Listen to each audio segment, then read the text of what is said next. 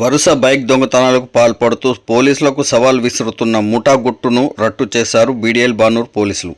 పోలీసులు వెల్లడించిన వివరాల ప్రకారం గత నెల 29న బీడీఎల్ బానూర్ పోలీస్ స్టేషన్ పరిధిలో బానూర్లో నివాసం ఉంటున్న సంతోష్ గౌడ్ అనే వ్యక్తి తన యమహా R15 బైక్ను రాత్రి ఇంటి ముందు పార్క్ చేశాడు.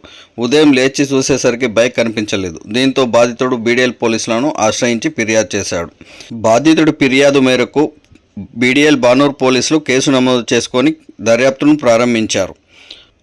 ఖానాపూర్ చౌరస్తా వద్ద పోలీసులు వాహన తనిఖీలు నిర్వహిస్తుండగా నలుగురు అనుమానాస్పదంగా కనిపించారు.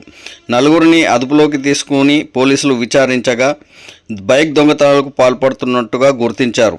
నిందితులు అడ్డగుట్టకు చెందిన షెర్ఫుద్దీన్, మల్కాజ్గిరికి చెందిన గుండాల తిలక్, మల్లేపల్లికి చెందిన మహమ్మద్ ఎస్సాతో పాటు ఒక బాలుడు ఉన్నట్టుగా పోలీసులు గుర్తించారు. దొంగతనాలు అలవాటుగా మార్చుకున్న నిందితులు బానూర్ పోలీస్ స్టేషన్ పరిధితో పాటు సదాశివపేట, సంగారెడ్డి, సైబరాబాద్ పరిధిలోని నార్సింగి పోలీస్ స్టేషన్తో పాటు మహారాష్ట్రలోని ఉమర్గా పోలీస్ స్టేషన్ పరిధిలో బైక్ దొంగతనాలకు పాల్పడినట్టుగా పోలీసులు తెలిపారు. దొంగలించిన బైక్లను లంగారౌస్కు చెందిన మహమ్మద్ అఫ్రఫ్, సయ్యద్ సాజీద్లకు అమ్ముతున్నట్లు విచారణలో వెల్లడైంది. నిందితుల నుండి 7 బైకులు స్వాధీనం చేసుకున్న పోలీసులు వారిని అరెస్ట్ చేసి రిమాండ్కు తరలించారు.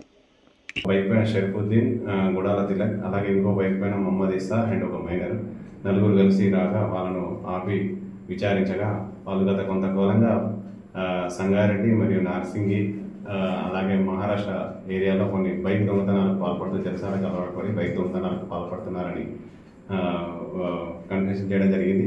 దాంట్లో భాగంగా బీడీఎల్ బానూర్కు సంబంధించిన 2 బైకులు, అలాగే సదాశివపేటకు సంబంధించిన ఒక బైకు, మహారాష్ట్ర ఉమర్గాకి సంబంధించిన ఒక బైకు, నార్సిక్ సంబంధించిన రెండు బైకులు, అలాగే సంగారెడ్డి రోడ్కు సంబంధించిన ఒక బైకు, పూర్తిగా 7 బైకులు ఈరోజు వాళ్ళ కన్ఫెషన్ సీజర్ పంచనామా ఆధారంగా స్వాధీనపరచుకోవడం జరిగింది. అలాగే వీళ్ళు ఇక్కడ ఏదైతే ఇక్కడ దొరికిన తర్వాత వాళ్ళ కన్ఫెషన్ ఆధారంగా వాళ్ళ ఇంటి దగ్గర ఒక 4 బైకులు, ఒక రిసీవర్ అష్ఫాక్ అని లంగరౌజ్ దగ్గర అతని దగ్గర ఒక బైక్, మొత్తం కలిసి 7 బైకులు స్వాధీనపరచుకోవడం జరిగింది. దీనిపైన వీళ్ళని అరెస్ట్ చేసి వీళ్ళను కోర్టుకు రిమాండ్ తరలిస్తున్నాం.